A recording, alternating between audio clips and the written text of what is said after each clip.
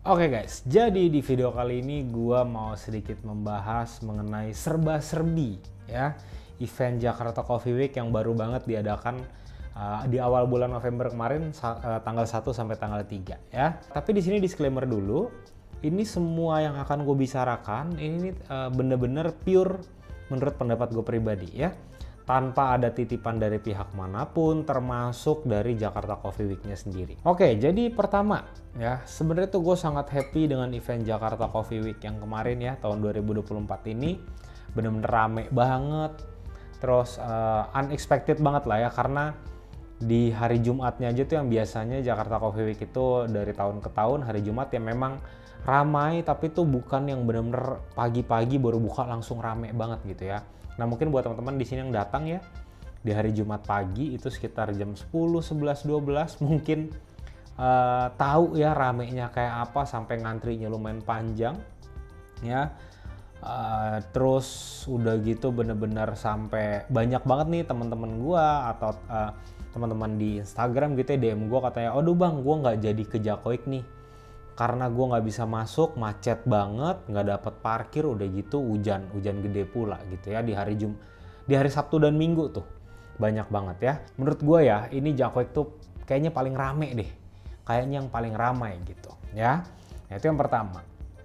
Terus yang kedua di sini ada beberapa teman-teman gue gitu ya yang dia memang bukan anak kopi lah ya.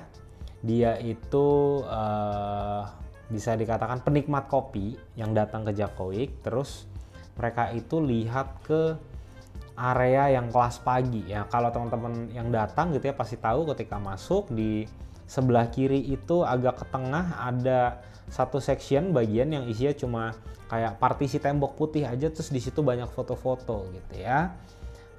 Di situ ada beberapa teman-teman gua yang tahu gitu ya sosok-sosok di foto itu siapa-siapa aja ya. Mau juara barista, juara brewer, juara cup taster yang mewakili Indonesia gitu ya. Nah tapi ada beberapa juga yang teman-teman gue nanya, lah itu siapa ya, kok gue nggak tahu gitu. Nah ada beberapa yang teman-teman gue tidak tahu, itu memang itu bisa dikatakan apa ya, legendnya kopi lah ya, orang kopi udah lama banget. Tapi ada beberapa juga yang temen gue tahu, tapi temen gue malah bertanya kayak, loh itu siapa? Dia melakukan apa untuk industri kopi di Indonesia gitu ya. Nah jadi di sini gue mau coba jawab karena ada beberapa teman-teman juga yang DM ke gue nanya hal yang serupa gitu ya. Gini teman-teman, di yang bagian kelas pagi itu kerjasama antara kelas pagi dan SCAI gitu ya. Nah jadi yang dipajang di situ semua tuh orang-orang atau sosok-sosok yang yang sangat berjasa di industri kopi Indonesia ya. Ya tentunya gue yakin di sini teman-teman yang anak-anak kopi pun, apalagi anak-anak kopi baru tuh pasti banyak banget yang ada beberapa foto yang tidak teman-teman tahu lah, loh itu siapa gitu ya. Nah masalah kalau misalkan siapa yang masuk ke dalam foto itu segala macam, jujur kalau gue pribadi ya, gue tidak tahu itu ibaratnya syarat-syarat yang sudah dilakukan apa-apa aja sih supaya bisa masuk ke dalam frame tersebut gitu ya. Jadi menurut gue itu nggak usah terlalu dipusingin ya. Kita appreciate aja supaya teman-teman juga tahu, nambah wawasan teman-teman. Oh ternyata beliau ini penggiat apa, oh ternyata beliau ini penggiat apa gitu ya. Tapi kalau menurut pendapat gue pribadi gitu ya, bukan artinya orang-orang yang tidak masuk di dalam foto tersebut itu tuh tidak ada jasanya di industri kopi gitu ya. Balik lagi kalau buat gue pribadi, kita semua yang bergerak di industri kopi ya, yang memang kita ini kerjanya serius, punya tujuan yang jelas, even sampai ke Starling gitu ya, abang-abang yang jualan kopi sepedahan, terus warkop, menurut gue itu juga sangat berjasa teman-teman. Karena baik lagi teman-teman, kalau hanya sosok yang dipajang di foto itu aja, tanpa kita, tanpa peminum kopi, penikmat kopi, tanpa Starling segala macam, gue yakin industri kopi ini tidak akan sampai sebesar ini sampai kayak detik ini gitu loh. Tapi dari sekian banyak foto, di situ ada satu foto yang menurut gua pribadi beliau ini akar lah ya, akar dari channel YouTube gua dari awal ya. Beliau ini adalah almarhum Pak Tony Wahid ya, mungkin teman-teman kopi lama pasti tahu lah ya. Karena gua itu bisa ke-trigger gitu ya, ke-trigger mau bikin channel YouTube yang dulu namanya tentang kopi itu karena beliau. Ya, karena beliau itu punya satu blog atau website cikopi.com. Itu pasti ya dulu semua anak-anak kopi ya yang mau nyari alat, yang mau tahu review alat, mesin espresso segala macam, grinder itu pasti kiblatnya tuh ke arah sana. Ya, jadi bener-bener menurut gua itu satu hal yang bikin gua wah gila ya. Pak Tony Wahid ini benar-benar salah satu orang dari sekian banyak ya yang memang berjasa banget di industri kopi Indonesia gitu ya. Oke, terus yang berikutnya ya, ini kita seru-seruan aja teman-teman ya. Yang berikutnya ini adalah kalau teman-teman di sini ngikutin Instagramnya Jakarta Coffee Week gitu ya, sempat ada beberapa komentar dari orang-orang, dia bilang gini, loh namanya Jakarta Coffee Week tapi kok ngadainnya di Tangerang, di ICE maksudnya ya. Kalau gue pribadi sebenarnya gue melihat hal yang seperti itu, balik lagi gue cuma nganggapnya intermezzo aja. Ya, apalagi ketika sudah stres nih, udah stres banget, emosi udah mau meledak dari ubun-ubun nih. Terus ngebaca komentar dari teman-teman juga yang membalas komentar tersebut, itu menurut gue, buat gue pribadi ya, itu jadi sekedar hiburan lah, karena lucu banget, seru banget ngelihatnya. Dan baik lagi mungkin teman-teman ada yang komentar seperti itu terus nonton video ini, ya memang kita namanya sudah dari awal itu Jakarta Coffee Week, jadi sangat tidak mungkin kalau tiba-tiba kita buatnya jadi Tangerang Coffee Week ya. Apalah arti sebuah nama lah, yang penting itu eventnya berjalan dengan lancar, di situ kita ketemu bareng-bareng, yang enggak kenal terus jadi kenal cuma gara-gara kita cobain kopi yang sama. Itu banyak banget kejadian seperti itu gitu. Jadi dibawa enjoy aja, nggak usah diambil pusing mau namanya apa, ya bebas lah ya. Oke, terus yang berikutnya, gue sempat ada melihat postingan seperti ini. Orang ini adalah petani, prosesor, roaster gitu ya. Beliau ini sempat posting, intinya gini, Jakarta Coffee Week ini sudah disponsori ya, atau sudah ada sponsor tapi tidak mendukung petani kopi gitu ya. Kenapa tidak mendukung? Karena jual boothnya ini harganya mahal. Oke, terus beliau ini ngomongnya tuh ngebawa-bawa industri kopi segala lah. Oke, nah ini benar-benar balik lagi, ini semua pendapat menurut gue pribadi ya. Jangan diafiliasikan dengan pihak manapun. Oke, yang pertama, kalau kita bicara soal industri, itu pasti harus ada yang namanya perputaran uang. Itu sudah pastilah. Kita nggak usah nutup mata, kita nggak usah naif, nggak usah munafik ya. Semua event, semua acara itu pasti akan ngincer yang namanya untuk dapat untung atau cuan gitu loh ya. Kalau misalkan dikatakan wah jual boothnya harganya mahal, sekarang pertanyaannya begini, ketika memang misalkan ya gua punya acara ya, acara kopi, acaranya A, gue sudah dapat sponsor beberapa, oke? Lalu orang tersebut minta diskon ke gue untuk beli booth, oke? Gue kasih diskon, udah. Nah, abis itu orang ini nih malah jualan kopinya banyak, jualan kopinya kenceng, harga kopinya mahal, nyari koneksinya banyak gitu ya. Artinya kan apa ya, menurut gue jadi hal yang aneh gitu. Lu mau meraup keuntungan sebanyak-banyaknya untuk pribadi lu sendiri, tapi lu nge-push gue buat gue ngasih diskon ya, dengan kalimat demi industri, demi mendukung industri, demi mendukung petani.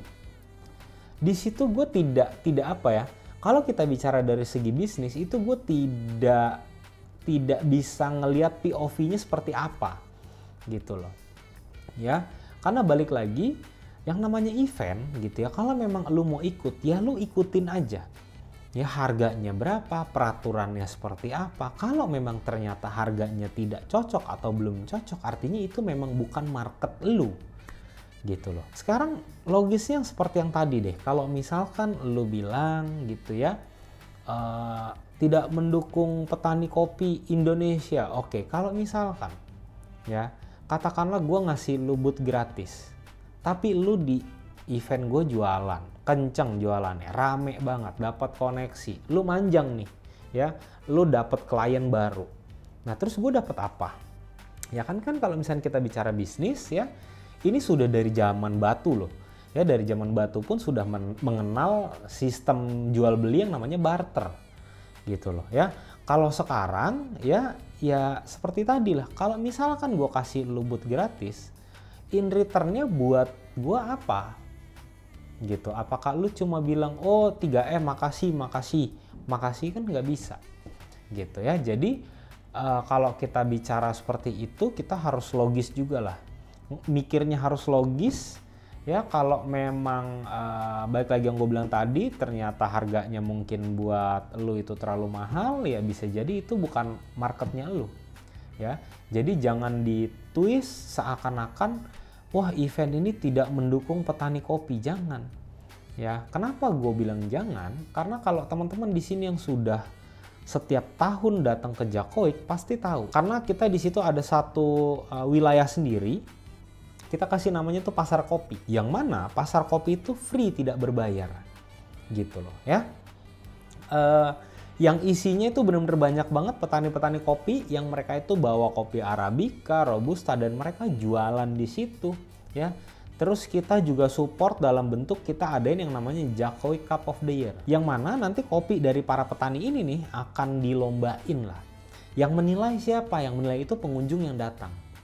Ya, bisa pilih habis cicipin, oke, kopi yang enak yang mana nanti dimasukin atau dipilih. Nah, pertanyaannya adalah kenapa lu tidak mau untuk coba apply atau join via pasar kopi itu yang diorganize, yang dibantu disiapkan oleh Sakadala gitu. Jadi gue mikir oke, apakah lu ini terlalu berpikir atau mengeksklusifkan diri lu sendiri? Lu nggak mau berbaur dengan yang lain? Itu justru yang jadi pertanyaan menurut gue yang lumayan lucu lah ya. Dengan segala macam gimmick yang lo bikin di Instagram lo, dengan lo sok-sokan ngajakin kita harus turun gunung melawan para pendekar-pendekar di dunia hitam, apa sih? Gitu loh, apa sih? Ya maksud gue tuh ya tingkah lo disesuaikan sama umur aja lah. Ya, karena kalau lo bicara mengenai industri kopi harus mendukung gini, sorry to say nih ya. Gue sudah lihat Instagram lo, semua postingan Instagram lo itu isinya tuh hanya untuk gimmick menguntungkan bisnis lo sendiri ya. Jadi apa yang lo bicarakan ini sangat bertolak belakang dengan apa yang lo lakukan. Buat apa sih posting-posting seperti itu? Apakah biar dilihat wow, paling wah gitu dibandingkan yang lain?